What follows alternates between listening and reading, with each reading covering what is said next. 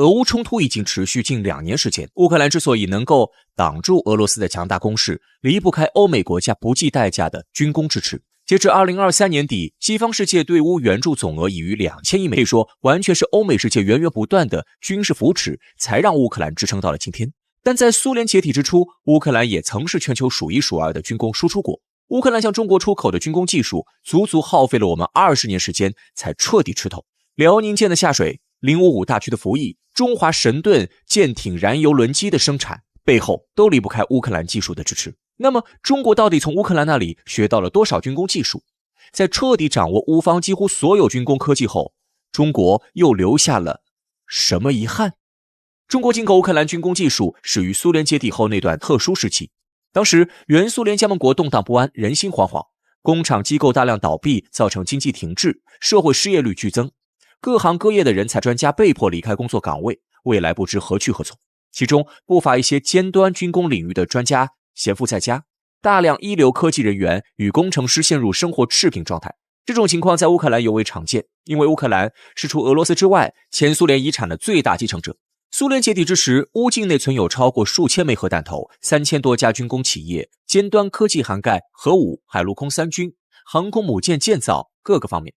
大批军工企业和科研人员的存在，使乌克兰吸引了全球各国的目光。彼时的乌克兰产业单一，经济发展滞后， GDP 节节下滑，这让乌克兰不得不通过贱卖尖端科技来换取社会发展资源。同时，西方国家科研机构纷纷派出专家前往乌克兰，试图以优厚条件招揽失去工作的科技人才。比如，韩国政府直接向乌克兰技术人员做出保证，只要联系驻乌使馆，就能马上获得韩国签证。到达韩国后，政府将视专家们的资历贡献给予报酬，一般专家1500至2000美元每月，知名专家3000至4000美元每月。这样的薪资标准远远超过科研人员在苏联时期拿到的薪酬。除欧美国家之外，中国也看准时机加入人才抢夺行列，采取的方法与韩国类似。虽说中国所能提供的待遇和条件比不上欧美，但考虑到中苏两国友好历史渊源，许多乌克兰专家纷纷选择来华发展。这段时期，中国直奔乌克兰最强的军工技术领域，拿到了许多尖端军工科技成果。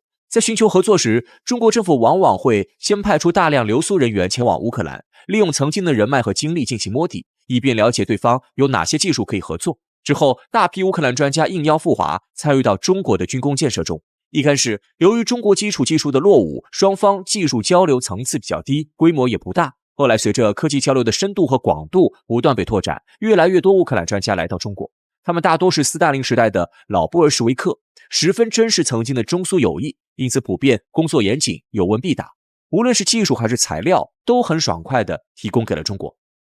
然而，在进入1993年之后，双方的交流开始出现问题，一些技术材料、核心科技开始被乌克兰束之高阁，中国不付出巨大代价根本换不来。后来乌克兰干脆只谈钱。为吸纳乌克兰的军工技术人员，我国专门通过了双引工程计划，是要抓住良机，学到乌克兰的技术。国务院方面表示，这是千载难逢的好机会，我们自己穷10年之力也无法取得这样的进步，一定要抓住这次良机。为落实双引工程，国务院还专门设立了友谊奖，以表彰和鼓励那些为中国军工技术做出贡献的乌克兰友人。到了2002年，已经有上万名乌克兰军工技术人员来到中国，参与到2000多个军工项目中。后续中乌科技合作愈发如火如荼，仅2006年就有2000多名乌克兰学者受邀来华。从结果来看，双引工程极大地推动了中国军工科技的发展。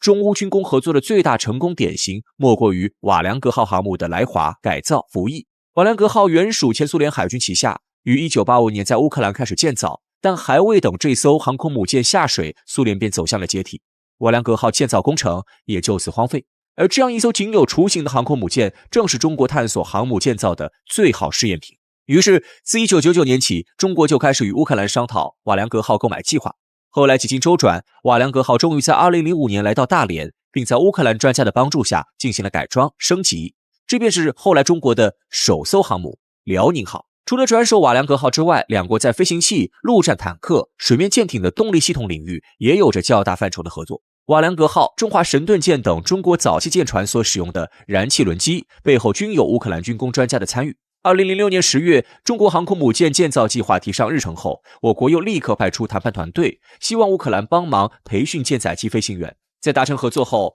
尼特卡飞行中心成了中国飞行员学习飞行技术的殿堂。中国最早一批舰载机飞行员便是从这里走出。另外，在中国引以为傲的导弹领域，中乌同样存在许多合作。自20世纪90年代以来，中国就开始引进苏系战机苏制227空空导弹。为了让引进的227导弹保持性能更新，中国几度找上俄罗斯，结果对方考虑到技术泄露、仿制等因素，迟迟不愿帮助中国解决这一问题。最后，中国只能寻求与乌方的合作。中国在购得乌克兰的雷达导引头后，将其引入对227导弹的更新迭代上，并很快研制出可以多目标攻击、全天候作战的 PL-12空空导弹。总体来看，乌克兰的军工技术对中国尖端军事科技的发展产生了极强的助推作用。经过20年的合作与摸索，中国不仅全面吸收了来自乌方的技术和经验，甚至在此基础上更进一步研制出领先世界的055大驱、歼20战机等先进武器。不过，唯一让人感到遗憾的是，中乌没能达成有关图160轰炸机的合作。在现代空军武器研发历史中，轰炸机这一行列从不缺乏高手。20世纪50年代的美国 B-52、苏联图95雄式都是名噪一时、笑傲群雄的顶尖轰炸机。但在苏联研制的图160面前，所有的轰炸机都要黯然失色。图160诞生于上世纪70年代，其使命是对抗美国的 B-1B 轰炸机。B-1B 没有传统轰炸机笨重不灵活的身影，而是以修长的机身和敏捷的速度见长。超高音速的飞行速度可以让它突破苏联的防空网，它也因此被称作枪骑兵。自80年代服役以来，枪骑兵一直是美国空军的中流砥柱，但对苏联人来说，枪骑兵就像是一把悬在头顶的利剑，时刻警醒着苏联科学家与军工机械师们。在这种背景下，图160横空出世。1981年12月19号，第一架图160诞生。单从外形上看，它与美国的枪骑兵相差无几，二者有着一样修长的机身和变厚掠翼，就连发动机布局也十分相似。但在性能和作战能力上，图160却领先枪骑兵一大截。图160几乎在所有数据上都全面领先枪骑兵，它的速度比枪骑兵快 80%， 体型大 35%， 航程远 45%。 对于一款战略轰炸机而言，这些指标意味着图160能够携带更多的弹药，奔袭更远的距离，以更迅捷的速度突破敌人防空网，完成投弹。当然，为了加强战略轰炸机的威慑力，图160也可以挂载核弹升空。总而言之，诞生之初的图160便是全球最大的可变掠翼超音速轰炸机，续航里程超过12000公里。慑于图160的强大作战能力，北约国家给它起了一个绰号海盗旗。俄罗斯和乌克兰则是将它称作白天鹅。苏联时期，图160的生产厂位于乌克兰，因此苏联解体后，俄罗斯仅获得了6架图160，剩余19架全部掌握在乌克兰手中。彼时，俄乌两国的经济都很不景气，图160也就没了后续制造计划。甚至从2003年开始，乌克兰不得不依靠变卖空军家产维持国家经济。8架图160被卖给了俄罗斯。中国在这一时期也曾多次向乌方发出合作请求，希望购置图160轰炸机技术，但均未得到乌克兰的回应。此事也成了中国双引工程最大的遗憾。毕竟图160至今仍走在全球轰炸机行列的前沿。2020年2月6号，俄罗斯国防部对图160实现升级，并交付军队服役，顺利完成首飞的图160M 轰炸机，各项性能仍旧表现亮眼，艳羡了一众国家。只可惜图160技术始终被俄乌牢牢掌控着。借助苏联解体、乌克兰经济停滞这一契机，中国从乌方引进了大批军工技术。历经20年的合作与吸收，中国成功将大批来自乌克兰的技术与经验转化成成果，制造出领先全球的055驱逐舰、歼20战机等尖端武器。虽说中国最终无缘图160轰炸机，但就中国科技发展速度来看，我国的科研人员攻克技术难题，生产出领先图160的轰炸机，也只是时间问题。36省的简称省会：黑龙江省，简称黑；省会哈尔滨；吉林省，简称吉；省会长春；辽宁省，简称辽；省会沈阳；河北省，简称冀；省会石家庄；甘肃省，简称甘；省会兰州；青海省，简称青；省会西宁；陕西省，简称陕；省会西安；河南省，简称豫；省会郑州；山东省，简称鲁；省会济南；山西省，简称晋；省会太原；安徽省，简称皖；省会合肥；湖北省，简称鄂；省会武汉；湖南省，简称湘；省会长沙；江苏省，简称苏；省会南京；四川省，简称川；省会成都；贵州省，简称前，省会贵阳；云南省，简称滇，省会昆明；浙江省，简称浙，省会杭州；江西省，简称赣，省会南昌；广东省，简称粤，省会广州；福建省，简称闽，省会福州；台湾省，简称台，省会台北；海南省，简称琼，省会海口；新疆，简称新，省会乌鲁木齐；内蒙古，简称蒙，省会呼和浩特；宁夏，简称宁，省会银川；广西省，简称贵，省会南宁；西藏，简称藏，省会拉萨；北京市，简称京，省会北京；上海市，简称沪，省会上海；天津市，简称津，省会天津；重庆市，简称渝，省会重庆；香港，简称港，省会香港；澳门，简称澳，省会澳门。你们都是哪里的呢？众所周知，动物们近亲繁殖可以培养出名贵品种，那么人类近亲繁殖就可以培养出日本天皇。得益于血统纯正，小日子的皇室普遍颜值高，身材魁梧，一表人才。天皇的血脉极为高贵，是不能混进凡人血统的。万一哪个皇室贵族与凡人通婚，他就会被开除皇籍，贬为普通小八嘎。这小日子100多代，代代出智障，他们就没发现问题吗？日本天皇从古至今传了126代，族徽是一朵大黄菊，象征着日本天皇是天照大神的后代，血脉自然就极为高贵了。不但不能跟平民通婚，甚至哪天意外失血过多，宁愿嘎了都不能输平民的血，因为是会被污染的。从第14代天皇开始，日本皇室已经开始内部通婚，娶了自己的亲姐妹已经很变态了，还有出轨自己亲妹妹的，我的天哪，他就是德仁天皇。为了迎娶亲妹妹，把原配给整人间消失了。第25代武烈天皇更是直接把自己的老母封为皇后，注意不是皇太后是皇后。这位武烈天皇由于血统极为纯正，18岁就升天了，威武的事迹只能戛然而止。1902年，觉和天皇的父亲白河上皇因为发现13岁的觉和跟仇家女儿风花雪月有来有往，就强行下令让13岁的觉和天皇迎娶了自己的亲姑妈，属于是把亲妹妹许配给儿子了，近亲结婚，让日本皇室的基因一代比一代哇塞。比如大正天皇血脉纯正，发育不良，智力水平遥遥领先普通的智障儿，吃饭绝不流口水，下雨他知道回家。